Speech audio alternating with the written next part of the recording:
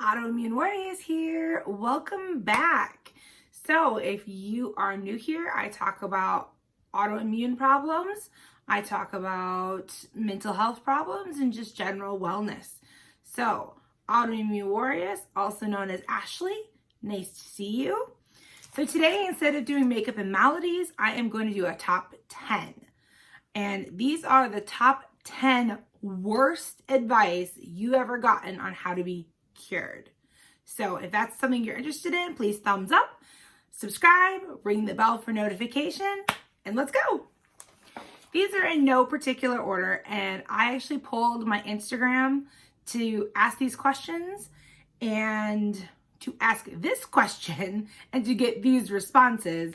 And some of these are theirs, and some of them are my own personal ones that I received from people over the years. So in no particular order, number one, you're tired. You just need to take a nap. Or the sister to that one, if you just got 8 hours of sleep, you'd be fine. Wrong. Sleep is great. Don't get me wrong. We all need the sleep. But 8 hours of sleep a night is not going to cure someone of an autoimmune problem. It is not going to cure their pain. It is not going to cure their disease. It is not going to change their positive ANA. It is just not going to do those things. And when someone is tired in the middle of the day that is sleeping, a nap is not the problem. The problem is something called chronic fatigue. So no, thank you. A nap will not cure me of my autoimmune disease. Number two, you'd be better off if you stopped taking all of those meds. You mean the meds subscribed to me by my doctor? I said subscribed, I meant prescribed. The meds prescribed by my medical doctor, not just my doctor, not just my family practice doctor, but my went to school for a specialty specialist.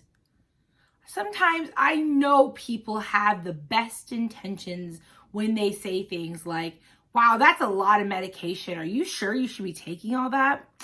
Well, between me and my medical doctor, yeah, I probably should. Now, there are some things that you can get off and some things that you can't. But things like Plaquenil that is protecting my internal organs from the damage of my autoimmune disease, I probably should be taking. So I think next time they need to reword things a little bit better because yes, I should be taking my medication. Number three, pray harder. Now, please do not get my sass wrong. I pray every day. I believe in God. I am a believer. But do I believe that praying will save me from my illness? No. And I know many people who say that in a kind, loving way. Oh, darling, pray harder. Oh, sweetie, please just pray harder. I'll be praying hard for you. Thank you. Thank you for the prayers. I appreciate it. I really, really do. But I believe in my set of beliefs that if I have this was meant to be. And if I get cured, it was also meant to be. I don't believe prayer is going to change that. I pray for things like, help me get through this day, help me cope with this illness, but not, please God, cure me. That's not going to help. Number four, exercise more. They say this with exercise more and you'll lose weight and you'll be in less pain, or exercise more and you'll be less tired. Just in general, exercise is a good thing if you can do it. A lot of people with autoimmune conditions become exercise intolerant because the pain that it causes them is excruciating.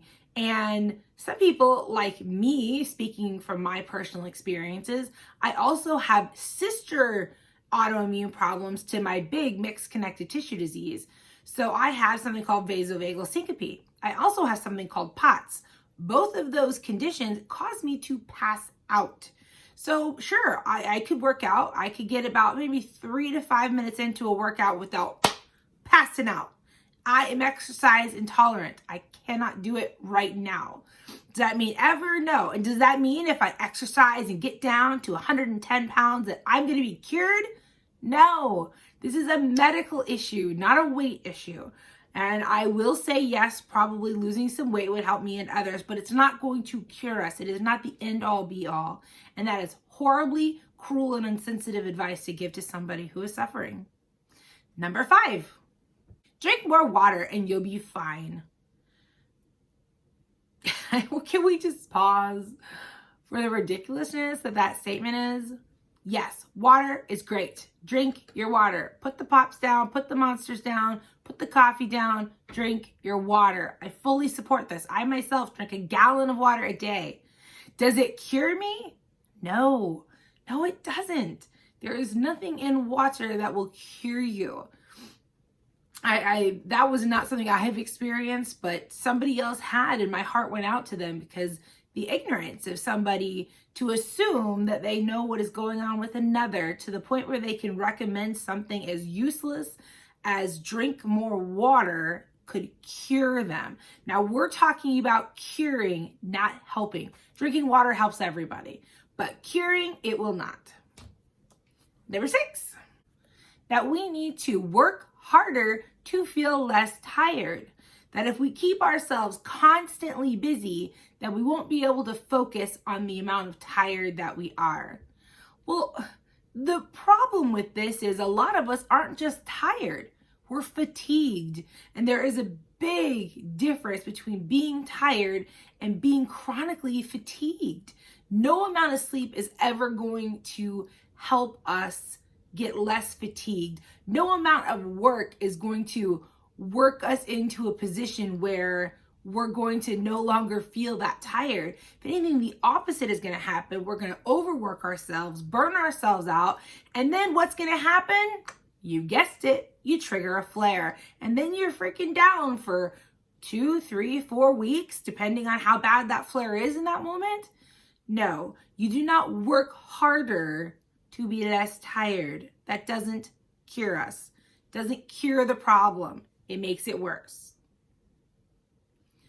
Number 7, be more positive. Yes, if you are positive, you will visualize yourself into wellness. Did you know that? Because I didn't. Because I sure as heck am a pretty cheerful, positive person. I try and be optimistic. I try and see the best in people and situations. But I never once has my positive outlook on my life cured me. No, because it won't. Being positive will not cure a medical disease. It will help you cope with it better, but it will not cure you. Thank you. Next. 8. Envision yourself as healthy. This is sort of the same thing as be positive, but this is more of, what's the word?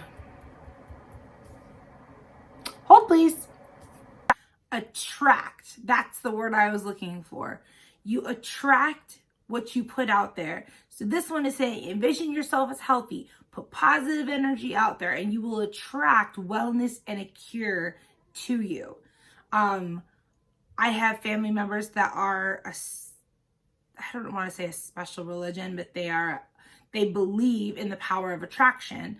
And I have had people tell me, oh, if you just, if you believe that you will be healthy, you will attract healthy and you will be cured. No. Nay. As my favorite mystery makeup person says, nay, that will not happen. Number 9, eat more red meat. Yes, eat more red meat. The iron and minerals in red meat, especially almost raw or rare red meat, it'll cure you. I didn't know that. I had never heard that eating red meat could cure you. But unfortunately, one of my subscribers had heard this. They were told this by a family member, and I'm assuming in a loving way. Oh, that sounds awful what you have. Just try eating more red meat. It's real good for you. It'll cure you. Done. Cured.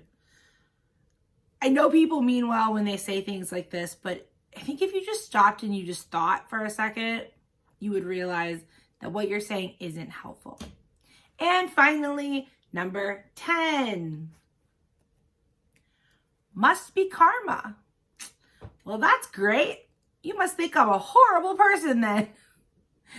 Because karma is what comes back to you after something that you've done. So if I'm being punished with a horrible disease that can disable me, you must think I have done some terrible things. No, it's not karma. And karma cannot cure you by you doing good to counteract the bad that they think that you've done. It doesn't work that way. Karma is not a cure. Putting out good karma or putting out good to try and get good karma will not counteract the bad karma. Doesn't even make sense, people. Oh, that is it. That is the top 10 responses that I got to my question on what is the worst advice you got from a loved one on how to cure your autoimmune disease. We all know none of these are going to work. We all know that. And I hope and I pray for you guys that when people are saying this, they are saying it with love and not malice, and they don't mean it as rude as it comes across. But we've all definitely been there. We've all gotten the bad advice. So I hope to see you next time. The horrible outro.